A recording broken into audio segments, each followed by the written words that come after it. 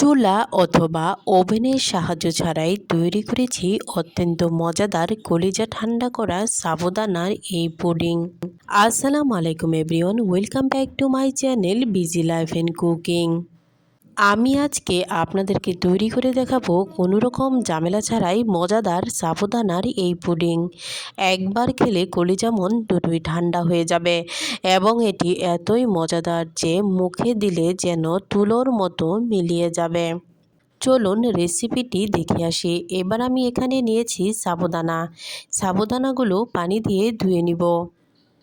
এবার আমি পানিটা গরম করে দিয়ে দিব ধোয়া সাবুদানাগুলো। এই সাবুদানাগুলো এবার আমি ফুটিয়ে নিব। এ পর্যায়ে সাবুদানাগুলো আমার হয়ে গিয়েছে।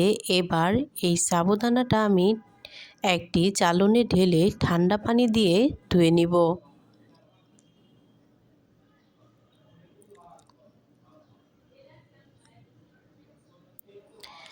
এবার আমি একটি পাত্রে উঠিয়ে রেখে এখানে আমি এক ক্যারামেল তৈরি করে নেব।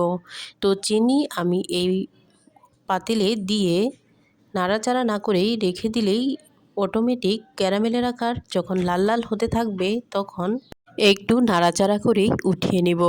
এবার গরম গরম থাকা অবস্থায় আমি একটি বাটিতে সেট করে নিব। এবার আমি এখানে নিয়ে নিয়েছি 2 কাপ দুধ আর ব্যবহার করেছি 1 কাপ গুঁড়া দুধ। এবার সবগুলো উপকরণ কিছুটা জাল করে নিব। এ পর্যায়ে আমি এখানে চিনি দিয়েছি, আপনারা আপনাদের স্বাদ অনুযায়ী চিনিটা ব্যবহার করতে পারেন।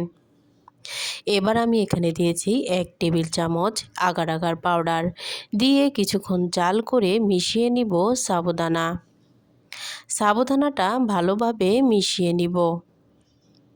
তারপর এই সাবুদানার এই ক্রিমিটা বেশিক্ষণ জাল করা যাবে না, বেশি টাইট হয়ে গেলে কিন্তু এটা জমবে না।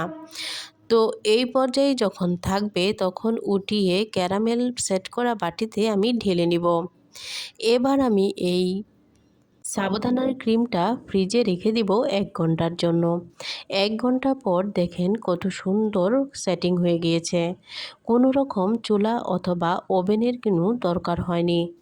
তো আমার ভিডিও যদি আপনাদের কাছে এতটুকু পরিমাণও ভালো লেগে থাকে অবশ্যই কমেন্টে জানাবেন আর সাবস্ক্রাইব করতে কিন্তু ভুলবেন না। এবার দেখুন আমার সাবুদানার পুডিংটা কত সুন্দরভাবে সেটিং হয়ে গিয়েছে এবং একটি উপরে অরেঞ্জ কালার চলে এসেছে। এবার আমি পুডিংটা কেটে দেখাবো। দেখুন কতটা নরম এবং তুলতুলে হয়েছে।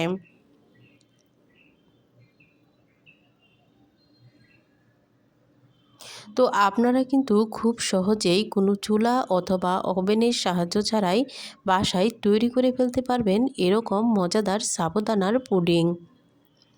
এই পুডিংটা গরমে কিন্তু অনেক উপকারী এবং খেতেও মজা লাগবে।